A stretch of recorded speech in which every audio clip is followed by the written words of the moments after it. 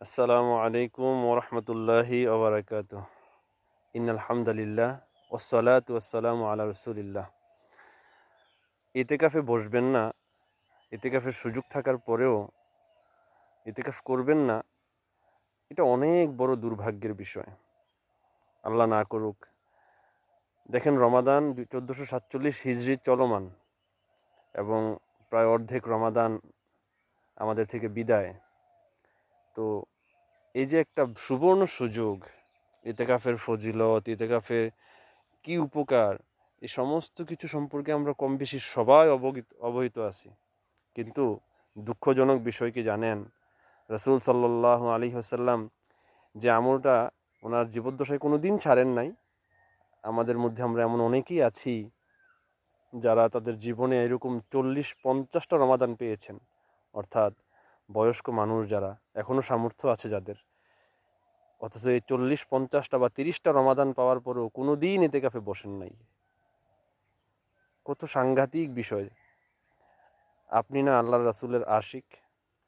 আপনি না নবী করিম সাল্লাল্লাহু আলাইহি সাল্লামের উম্মাহ? আপনি না নিজেকে আশিকে রাসূল দাবি করেন? তাহলে যে আমলটা রাসূল সাল্লাল্লাহু আলাইহি ওয়াসাল্লাম কোনো দিন ছাড়েন নাই, ইতিকাফ করেছেন, সেটা আপনি কোনো দিন করেন নাই। আর এটা মিস কইরেন না প্লিজ। ইতিকাফ, আপনি আল্লাহর ঘরের মেহমান হবেন, এর চেয়ে বড় সৌভাগ্য আর কি হতে পারে?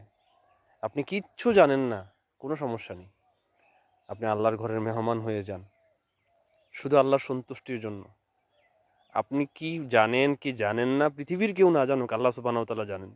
সুতরাং নিজের এই দীনতা, নিজের ওই দৈন্যতা, এগুলো আল্লাহর সামনে তুলে ধরেন।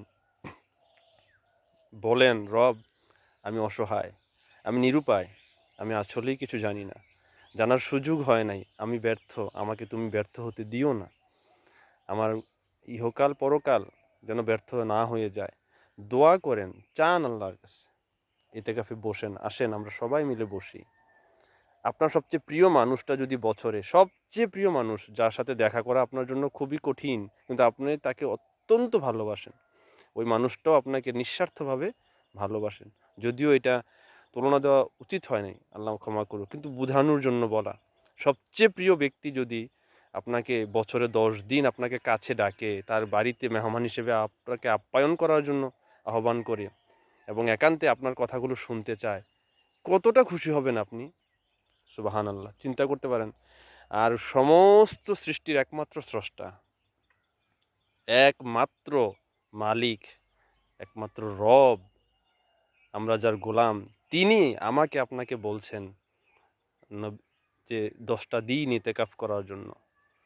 ওনার ঘরে উনি আপনাকে আমাকে আপ্যায়ন, মেহমানদারির জন্য আপনাকে আমাকে লেটার পাঠাচ্ছেন, পত্র পাঠাচ্ছেন ভালোবেসে ইতিকাফে বসার জন্য। সুবহানাল্লাহি বিহামদিহি। চিন্তা করা যায়, মালিক আপনাকে আমাকে কেন ডাকবেন? কি এমন প্রয়োজন মালিকের? কোনো প্রয়োজন নাই আমাকে আপনাকে, বরং মালিককে আমাদের প্রয়োজন। মালিক ছাড়া আমাদের কেউ নাই, আল্লাহ ছাড়া আমাদের কেউ নাই, পৃথিবীতে কেউ আল্লাহ ছাড়া আমাদের আপন না। সুতরাং তিনি আমাকে ডাকছেন, আপনাকে ডাকছেন, আসেন ইতিকাফটাতে আমরা ইতিকাফ করি, এটা ছেড়ে না দিই। আপনি আল্লাহর ঘরের মেহমান হবেন, আল্লাহ ডাকতেছেন, সেখানে বসবেন, আপনি যা বলবেন কবুল হবে। আরও একটা হাদিস আপনাদেরকে স্মরণ করিয়ে দিই, আপনারা জানেন নবী করিম সাল্লাল্লাহু আলাইহি ওয়াসাল্লাম দোয়া করেছেন স্বয়ং নিজে। জিবরাইল আলাইহিস সালাম যখন এই দরখাস্ত নিয়ে আসছেন যে রমাদান পেল এবং নিজের গুনাহ ক্ষমা করতে পারলো না, সে ধ্বংস হোক, নবীজি আমিন বলেছেন। লা হাওলা ওয়ালা কুওয়াতা ইল্লা বিল্লাহ। কত সাংঘাতিক কথা!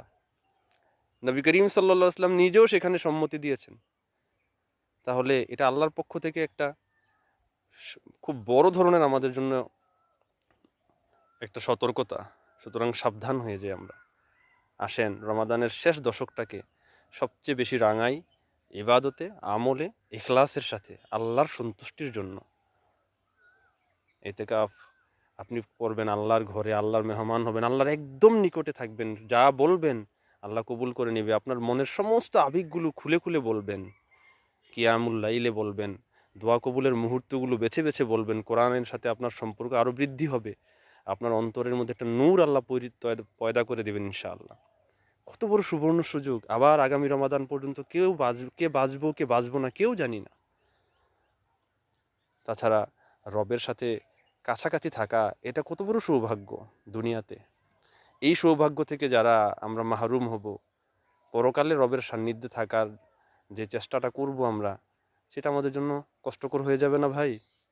আসেন, দুনিয়াবি সমস্ত ব্যস্ততাকে পাশ কাটিয়ে নিজের আখের গুছানোর জন্য, নিজের পরকালটাকে গুছানোর জন্য আল্লাহর সাথে একটু সময় কাটাই। 10টা দিন যুবক ভাইয়েরা, আসেন না 10টা দিন আল্লাহকে সময় দিই, আল্লাহর সাথে কথা বলি, কানেক্টেড থাকি।